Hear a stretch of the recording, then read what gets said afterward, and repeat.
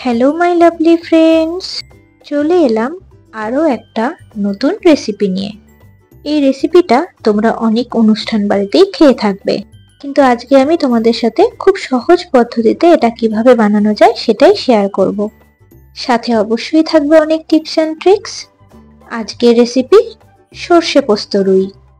আর সবাইকে আমার চ্যানেলে স্বাগত। আশা করছি তোমরা সকলেই খুব ভালো আছো।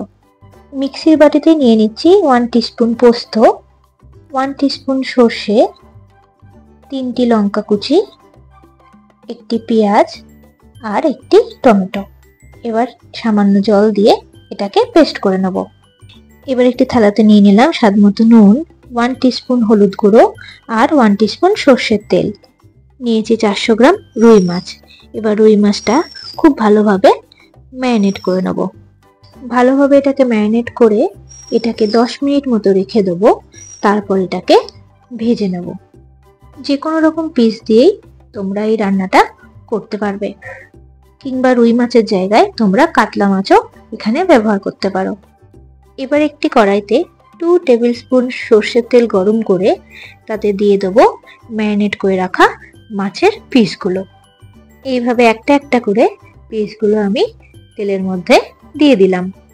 মাছগুলো যখন তেলের মধ্যে দেবে তখন গ্যাসের ফ্লেম লোতে রাখবে। তারপর দেওয়া হয়ে গেলে গ্যাসের ফ্লেম মিডিয়াম টু হাইতে করে মাছগুলোকে ভেজে নেবে।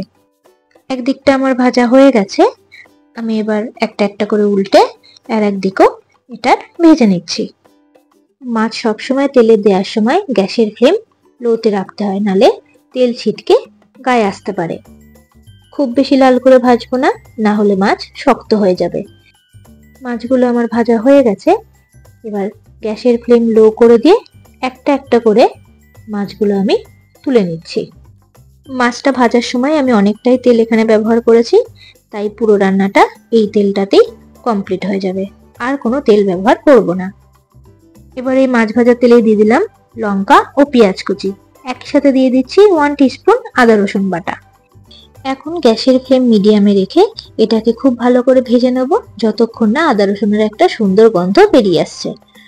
আদা রসুনের গন্ধ বেরোলে এর মধ্যে দিয়ে দেবো বেটে রাখা মশলাটা। এখন সবকিছুকে ভালোভাবে কষিয়ে নেব। খুব ভালোভাবে এটাকে নাড়াতে হবে। এবার এর মধ্যে দিয়ে দেবো স্বাদ মতো নুন, 1/4 টিস্পুন চিনি, 1/4 টিস্পুন কাশ্মীরি লঙ্কা গুঁড়ো, 1/4 টিস্পুন ধনে গুঁড়ো, 1/4 টিস্পুন জিরে গুঁড়ো আর 1/4 টিস্পুন গরম মশলা গুঁড়ো। এবার আবারও ভালোভাবে সবকিছুকে কষিয়ে নেব।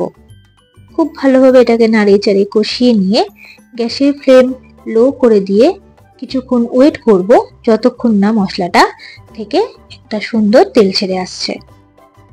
2 থেকে 3 মিনিট ওয়েট করলেই দেখতে পাবে মশলাটার থেকে সুন্দর তেল ছেড়ে দেবে। ঠিক সেই সময় দিয়ে দেবো 300 ml মতো জল।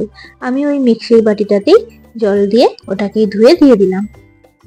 এবার গ্যাসের ফ্লেম হাই করে দিয়ে মশলাটা ফুটে গেলেই এর মধ্যে দিয়ে দেবো ভেজে রাখা মাছগুলো। ওই একই সাথে দিয়ে দিচ্ছি মাছগুলোর থেকে যে তেলটা বেরিয়েছিল সেই ভাজা তেলটা। এই মাছ ভাজার তেলটা ব্যবহার করলে রান্নার স্বাদ আরো দ্বিগুণ হয়ে যাবে। এখন গ্যাসের ফ্লেম হাই করে দিয়ে এটাকে ততক্ষণ ফুটতে দেবো যতক্ষণ না এটার ঝোলটা কিছুটা কমে আসছে। এই অবস্থায় এটাকে কোনো নাড়াচাড়া করার আর দরকার নেই। 5 থেকে 7 মিনিট এইভাবে ফুটলেই দেখতে পাবে এটার ঝোলটা অনেকটাই কমে গাঢ় হয়ে এসছে। ব্যাস, আমাদের সর্ষে পোস্ত রুই রেডি। আমার আজকের এই রেসিপিটা আশা করি তোমাদের ভালো লাগবে।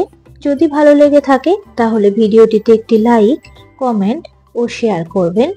আমার চ্যানেলটিকে সাবস্ক্রাইব করে পাশে থাকা বেল আইকনটিকে প্রেস করে দেবেন, যাতে আমার ভিডিও সর্বপ্রথম আপনার কাছেই পৌঁছে যায়। আজ তাহলে আসি, আবার ফিরে আসবো একটা নতুন রেসিপির সাথে। ধন্যবাদ বন্ধুরা, ভালো থাকবেন ও সুস্থ থাকবেন সবাই।